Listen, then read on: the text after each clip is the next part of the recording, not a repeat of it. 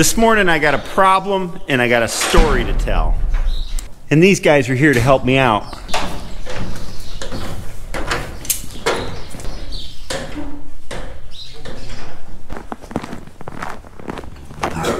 Oh, scared the pigs. Here's the other part of my problem. This lady right here is not where she's supposed to be.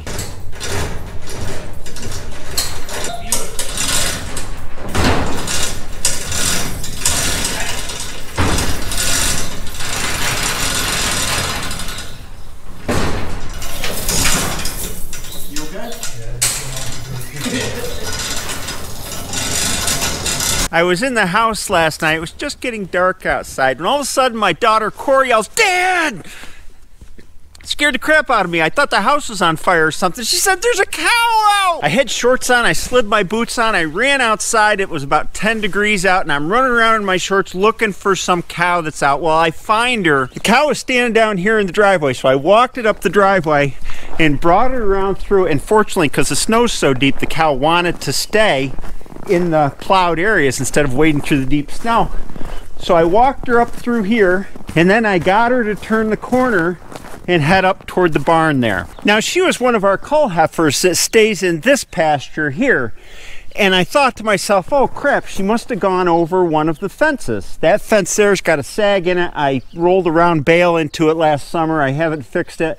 And the gates all drifted up with snow. I thought she must have got out one of those ways. So I'm walking up the driveway here. I need to open the barn door here so that I can put her back in the pen with the heifers. So I ran on ahead of her, and fortunately she started messing around over here next to the main pasture for the rest of her, because she wanted to do a meet and greet. And I opened the garage door and crossed around behind her and pushed her into the barn here, and she ran right in, and I thought, I've got this, and I yanked on the chain for the door, and whammo! The door came off the track and fell down like you saw. By this time I was really mad. I had a broken door and the cow scooted right back out and ran down the driveway. And I remember the words of the man who built this barn. His name was Amos, and he was a character in his own right. He said, whenever you lower that door, do it slowly, or else it's going to skip off the pulley up there and the cable's going to go wonky and you'll have a mess. Well, he was right. So here I am. I'm stuck. I'm out in shorts. I'm ticked off. It's cold. It's getting dark. And I got a cow wandering around the farm. And I've got a door that won't close. And I got a calf in that pen that likes to scoot through the feeder panels. So I'm worried about the calf getting out too. And by this time, the cow's had the run of the place. And she's running around over in here in the deep snow and messing around. She's not sticking to the driveways anymore. Fortunately, as I'm walking down the driveway wondering what I'm going to do next, Hillary pulls up in the van and blocks this driveway. Hillary gets out and I run around behind the cow way over there and work her through the deep snow, and Hillary and I bring her down this driveway, and I can't put her in the barn because the door won't close.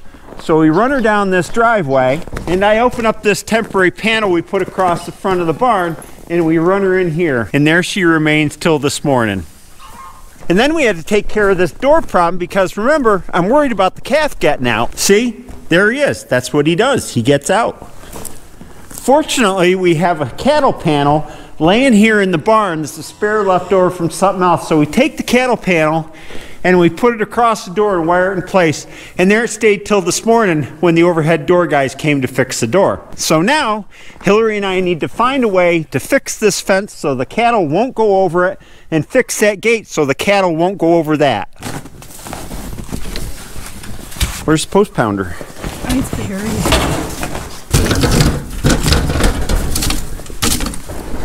Aha! The proper way to fix this sagging wire is to take the staples out at the end and retension it with a come-along, but I'm not doing that today because it's about 10 degrees out, so we're going to cobble it up to last until the weather improves.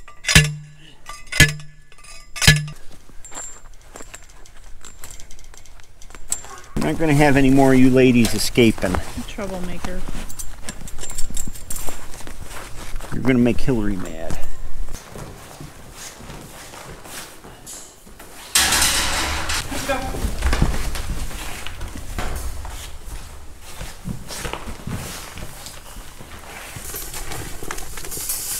wired in place like that, I think. Yeah, I think that'll do it. I don't know about this here. I don't know that they will go over that. This is how deep the snow is. I'd say at least a couple feet, and it's really packed down from them walking on it. This gate's 42 inches high, so there you go. Yes, I know it's a cob job, but it'll get us through until the snow melts. Now we got to keep the heifers outside. And open the door back up. All right, it's the moment of truth, right? Will she run the right way? You never know. Come on, lady. Come on. Not that way. Go back to the gate.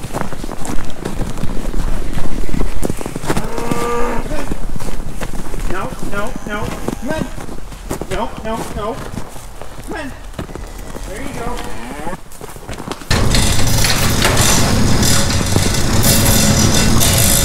Now we have her right where we want her. All we got to do is open up these gates and run her into the pen.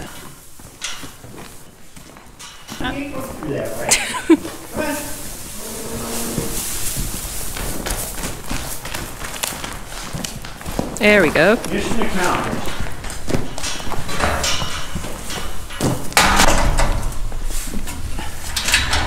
All right.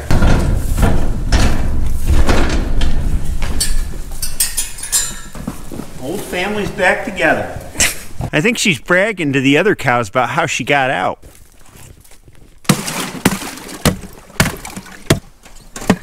Every couple days got to throw this in, especially as cold as it's been. Me and Henry got to go to Napa because the primer that I got is gray instead of the red oxide that I wanted. So Henry, you want to hear a joke?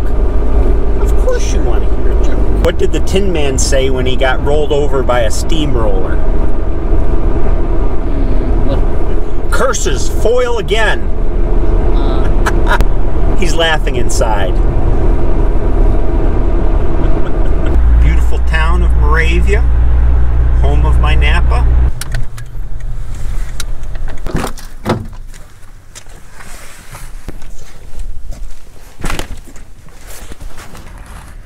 That's gray. That one's red.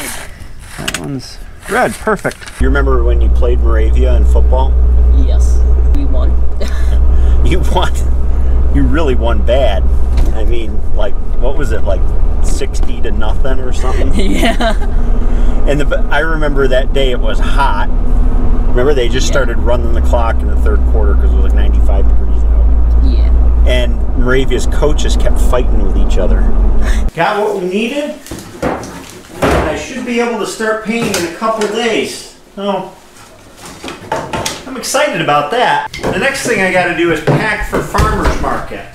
We have winter market that lasts from January through March before we go back outside again. Winter market's in a shopping mall, in the atrium of a shopping mall, so it's nice to be out of the elements. But our sales have been down this year. They're probably down by a third. I think just because people are still afraid to go out in crowds because of the virus. We went into the fall with all of our freezers full, and we're doing good on pork right now. We have quite a bit of pork left in the freezers. We're completely out of beef until we bring Sammy the steer to the butcher later this month. And we're out of chicken except for people who prepaid through our CSA. Pork sausage sells really well in the winter for us, and it sells well in the summer too. This is hot Italian rope sausage. We carry hot and sweet, both in rope. We need a couple packs of jowl bacon. Jowl bacon.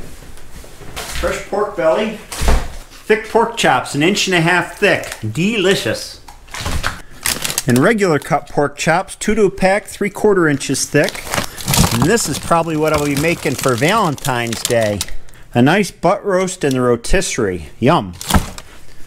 And this is the time of year when we run an egg backlog a little bit. Eggs and more eggs. We rotate them out so that they never get more than a couple weeks old before they're sold.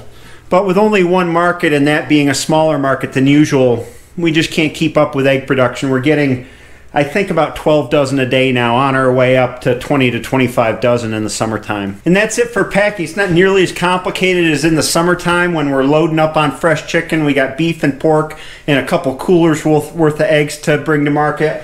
In the wintertime, we just bring these 3 big coolers here filled with stuff, plus some bags of eggs, and that gets us by. In the summertime, we're probably packing close to twice as much. The other nice thing about Winter Market this year has been Hillary's been doing it, and I really appreciate the break. Plus, I'm able to get more done. And this YouTube channel takes up a lot of my time. So with that job done, it's on to the next one. I gotta grab these heavy boxes and bring them up to the upper barn. Need a knife and a pair of pliers. Today, I am thankful for an overhead door that works. Now, we gotta get this tractor out.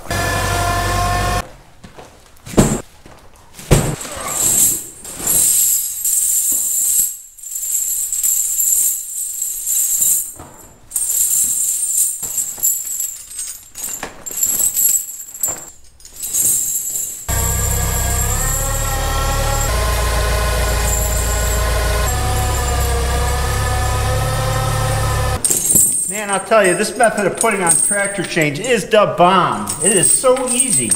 Hook that up temporary. I got quite a bit of slack on this one. Oops. Just got to wire up the hooks and away we'll go. Boy, it has been hard getting around with the tractor. 656 gets around great with the chains on it. So we were loading bales out into the barn, and on the south side of the barn, it is a sheet of ice.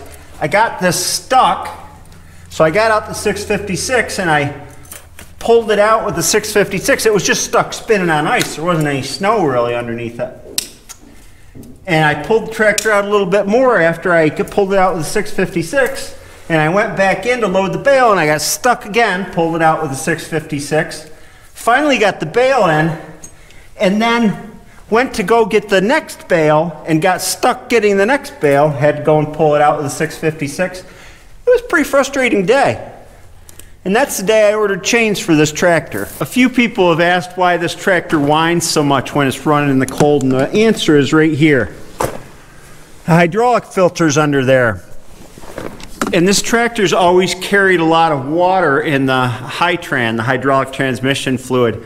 I change it once a year, and I use the good stuff, IH Hytran, to help get the water out of the oil, but I haven't cleared it out yet. So what happens in the winter is ice forms on the filter and restricts flow, and that's why you get a hydraulic whine. I've got one more special project to do today. Seeing as it's Valentine's Day, I got a special romantic job for John the Boar to do.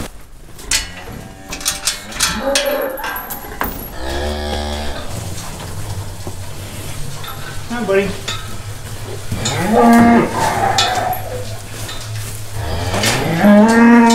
Come on, buddy. Come on. No, not you, Red. Red, you're being a pain. Come on, buddy. This usually is a very easy thing. Open up the gate and scooch right in. Come on. There's feedback there. Come on, Red. In you go. Come on. Come on, John. Come meet your new girlfriend. There she is. Come meet the lady, John. You've smelled her for a long time. Now you get to be with her.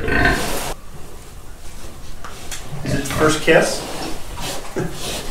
This is our Valentine's Day special. Yeah.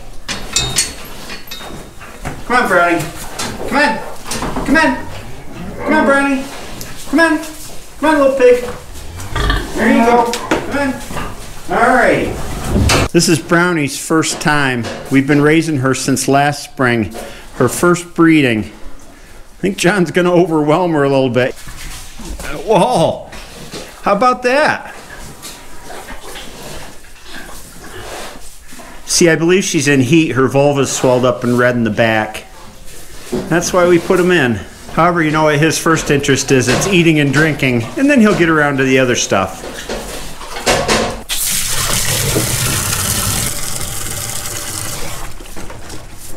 I just set the hose down the tank and it winds around, and then I can go do other things while it's filling.